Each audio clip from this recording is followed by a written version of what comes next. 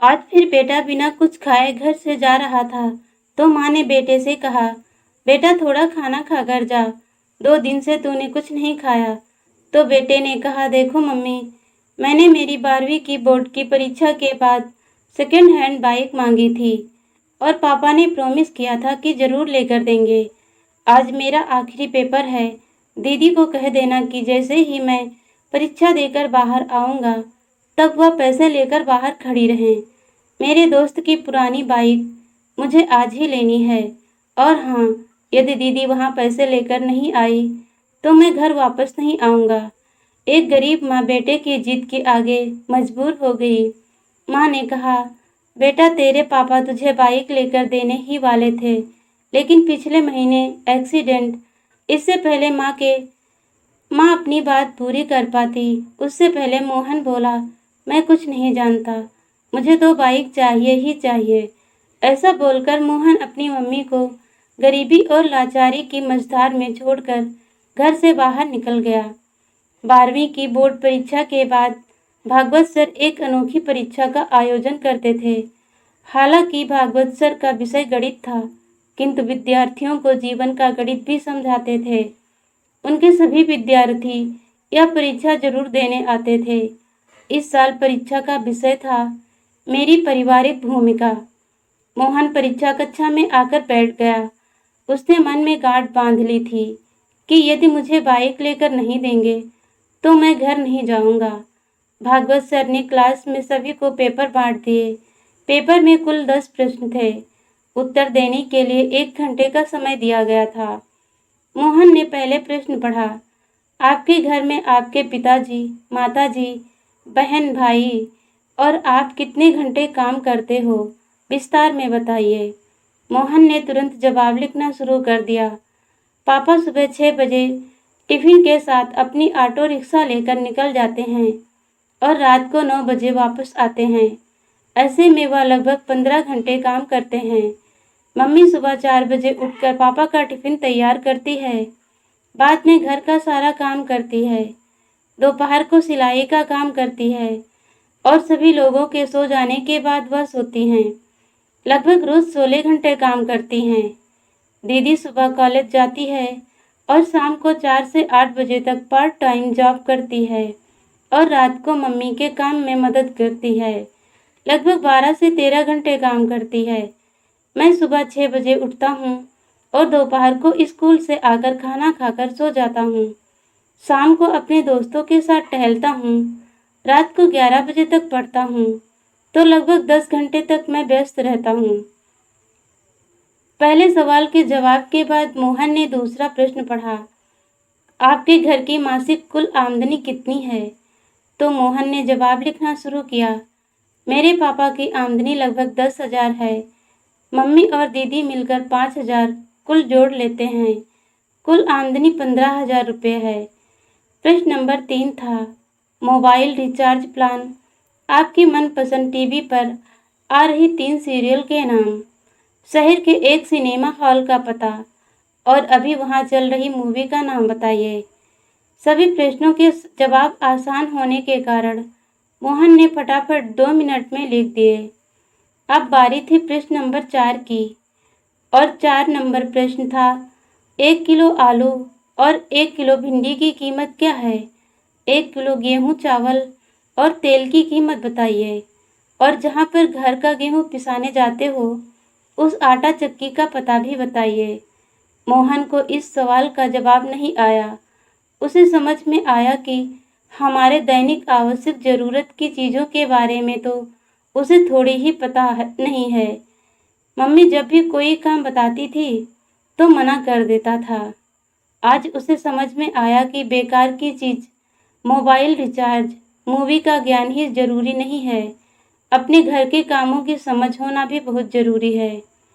प्रश्न नंबर 5 था, आप अपने घर में भोजन को लेकर कभी तकरार या गुस्सा करते हैं? तो मोहन ने सोचकर जवाब लिखा, हाँ, मुझे आलू के सिवा कोई भी सब्जी पसंद नहीं है। यदि मम्मी और कोई सब्जी बनाए तो मेरे घर में झगड़ा होता है। कई बार मैं बिना खाना खाए ही उठ खड़ा हो जाता हूँ। इतना लिखते ही मोहन को याद आया कि आलू की सब्जी से मुंह में को गैस की तकलीफ होती है, पेट में दर्द होता है। मम्मी अपनी सब्जी में एक बड़ी चम्मच अजवाइन डालकर खाती है। एक दिन मैंने गलती से मम्मी की सब्जी खा ली थी और फिर मैंने थूक दिया था और फिर पूछा था कि मम्मी तुम इतनी कड़वी सब्जी क्यों खाती हो। तब दीदी ने बताया था कि हमारे घर की स्थिति अच्छी नहीं है कि हम दो सब्जी बनाकर खाएं। तुम्हारी जिद के कारण मम्मी बेचारी क्या करे। मोहन ने अपनी यादों से बाहर आकर अगले प्रश्न को पढ़ा। अगला प्रश्न नंबर 6 था। आपने अपने घर में की हुई आखिरी जिद के बारे में लिखिए। मोहन ने जवाब लिखना शुरू किया। मेरी बोर्ड की परीक्षा पूर्ण होने के बाद दूसरे ही दिन बाइक के लिए जिद की थी। पापा ने कोई जवाब नहीं दिया था और मम्मी ने समझाया था कि घर में पैसे नहीं हैं, लेकिन मैं नहीं माना। मैंने 2 दिन से घर में खाना खाना भी छोड़ दिया था।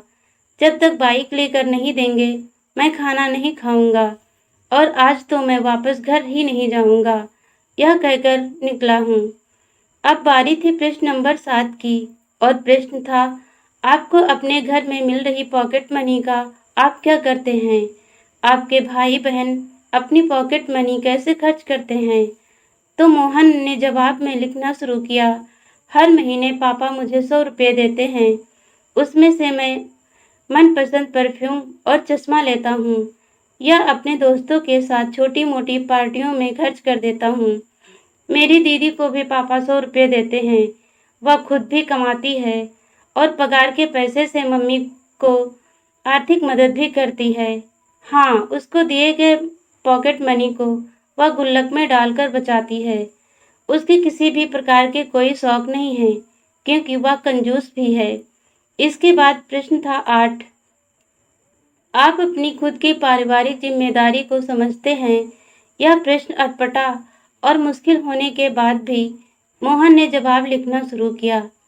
परिवार के साथ जुड़े रहना चाहिए, एक दूसरे के प्रति समझदारी से व्यवहार करना चाहिए, एक दूसरे की मदद करनी चाहिए और ऐसे अपनी जिम्मेदारी निभानी चाहिए।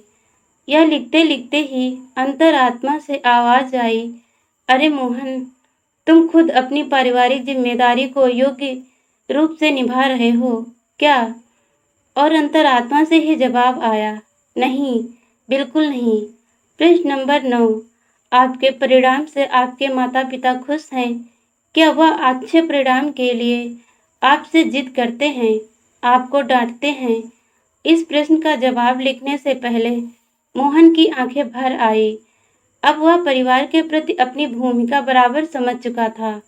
उसने लिखने की शुरुआत की, वैसे तो मैं कभी भी मेरे माता पिता को आज तक संतोषजनक परिणाम नहीं दे पाया हूँ, लेकिन इसके लिए उन्होंने कभी भी जिद नहीं की। मैं बहुत बार अच्छे रिजल्ट के प्रॉमिस तोड़े हैं, फिर भी हल्की सी डांट के बाद वही प्रेम बना रहता है। इसके बाद आखिरी प्रश्न था प्रश्न नंबर 10। पारिवारिक जीवन में असर कारक भूमिका निभाने के लिए इन छुट्टियों में आप कैसे अपने परिवार की मदद करेंगे? जवाब में मोहन की कलम चले इससे पहले उसकी आंखों से आंसू बहने लगे। जवाब लिखने से पहले ही कलम रुक गई।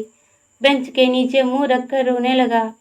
फिर से कलम उठाई, तब भी वह कुछ ना लिख पाया। 10वें प्रश्न का जवाब दिए बगैर उसने पेपर सबमिट कर दिया और बाहर आ गया। स्कूल के दरवाजे पर दीदी को देखकर मोहन उसकी ओर दौड़ पड़ा। जैसे ही दीदी के पास पहुंचा, दीदी ने कहा, भाई यह ले 8,000। मम्मी ने कहा कि बाइक लेकर ही आना। दीदी ने मोहन को पैसे पकड़ा दिए। मोहन ने पूछा, कहाँ से लाई हो पैसे? तब दीदी ने बताया, मैंने मेरे ऑफिस से 1 महीने की सैलरी एडवांस ली। मम्मी भी जहाँ काम करती है वहीं से उधार ले लिया और मेरी पॉकेट मनी की बचत से निकाल लिए। ऐसा करके तुम्हारी बाइक के पैसे की व्यवस्था हो गई है। मोहन की दृष्टि पैसों पर स्थिर हो गई थी। फिर दीदी बोली, भाई मम्मी को बोलकर निकले थे कि पैसे नहीं दोगे तो मैं घर पर नहीं आऊँगा। अब तुम्हें समझना चाहिए कि तुम्हारी भी घर के प्रति जिम्मेदारी है। मुझे भी शौक है, लेकिन मैं अपने शौक की बजाय अपने परिवार को ज़्यादा महत्व देती हूँ। तुम हमारे घर के सबसे लाडले हो, इसीलिए पापा के पैर में फ्रैक्चर होने के बावजूद भी रोज ऑटो चलाते हैं ताकि तुझे बाइक दिलाने का प्रॉमिस पूरा कर सकें। बाकी तुमने तो अनेकों बार अपने प्रॉमिस तोड़े ही हैं ना। मोहन के हाथ में पैसे देकर दीदी घर चली गई। उसी समय मोहन का दोस्त वहां अपनी बाइक लेकर आ गया। उसने अच्छे से बाइक को चमका दिया था। दोस्त ने कहा, ले मोहन, आज से यह बाइक तुम्हारी। सब 12,000 रुपये में मांग रहे थे, मगर यह तुम्हारे लिए 8,000 में। मोहन बाइक की ओर एकटक देख रहा था और थोड़ी देर बाद बोला, दोस्त तुम अपनी बाइक उसे 12,000 वाले को ही दे देना। मेरे पास पैसे की व्यवस्था नहीं हो पाई है और होने की संभावना भी नहीं है। यह कहकर मोहन सीधा भागवत सर के केबिन में जा पहुंचा। भागवत सर ने मोहन की ओर देखा और पूछा, अरे मोहन, कैसा लिखा है पेपर में? तब मोहन बोला, सर यह कोई पेपर नहीं था, यह तो मेरे जीवन के लिए दिशा निर्देश था। मैंने एक प्रश्न का जवाब छोड़ दिया है, किंतु वह जवाब लिखकर नहीं, अपने जीवन की जवाबदेही निभा कर दूंगा। और इतना कहकर भागवत सर के चरण स्पर्श किए और अपने घर की ओर निकल पड़ा। घर पहुंचते ही मोहन ने देखा कि मम्मी पापा दीदी सब उसकी राह देख रहे थे। मोहन को देखते ही मम्मी ने पूछा, बेटा बाइक कहाँ है? मोहन ने दीदी के हाथों में पैसे थमा दिए और कहा, सॉरी, मुझे बाइक नहीं चाहिए। और पापा मुझे ऑटो की चाबी दो। आज से मैं पूरी छुट्टियां ऑटो चलाऊंगा और आप थोड़े दिन आराम करेंगे। और मम्मी, आज मेरी पहली कमाई शुरू होगी, इसलिए तुम अपनी पसंद की सब्जी ले आना। रात को हम सब साथ मिलकर खाना खाएंगे। मोहन के स्वभाव में आए परिवर्तन को देखकर मम्मी ने उसको गले से लगा लिया और कहा, बेटा, सुबह जो कहकर तुम गए थे वह बात मैंने तुम्हारे पापा को बताई थी और इसीलिए तुम्हारे पापा दुखी हो गए, काम छोड़कर घर वापस आ गए। भले ही मुझे पेट में दर्द होता हो, लेकिन आज तो मैं तेरी पसंद की ही सब्जी बनाऊंगी। तब मोहन ने कहा, नहीं मम्मी, अब मैं समझ गया हूँ कि मेरे घर परिवार में मेरी भूमिका क्या है। मैं रात को आपकी पसंद की सब्जी ही खाऊंगा। परीक्षा में मैं आखिरी जवाब नहीं लिखा, वह प्रैक्टिकल करके दिखाना है। और हाँ मम्मी, हम गेहूं को पिसाने कहाँ जाते हैं? उस आटा चक्की का नाम और पता भी मुझे दे दो। इसी समय भागवत सर ने घर में प्रवेश किया और बोले, वाह मोहन वाह, जो जवाब तुमने लिखकर नहीं दिया वह प्रैक्टिकल जीवन में करके दोगे। मोहन भागवत सर को देखकर आश्चर्यचकित हो गया और बोला, सर आप और यहाँ? तब भागवत सर बोले, मुझे मिलकर तुम चले गए, उसके बाद मैं तुम्हारा पेपर पढ़ा, इसीलिए तुम्हारे घर की ओर निकल पड़ा। मैं बहुत देर से तुम्हारे अंदर आए परिवर्तन को सुन रहा था। मेरी अनोखी परीक्षा सफल रही और उस परीक्षा में तुम पहले नंबर पर आए हो। ऐसा बोलकर भागवत सर ने मोहन के सर पर हाथ रख दिया और उसे आशीर्वाद दिया। मोहन ने तुरंत ही भागवत सर के पैर छुए और ऑटो रिक्शा चलाने के लिए निकल पड़ा। दोस्तों, कहानी अच्छी लगी तो वीडियो को लाइक, शेयर और चैनल को सब्सक्राइब कीजिए। वीडियो देखने के लिए बहुत बहुत धन्यवाद दोस्तों।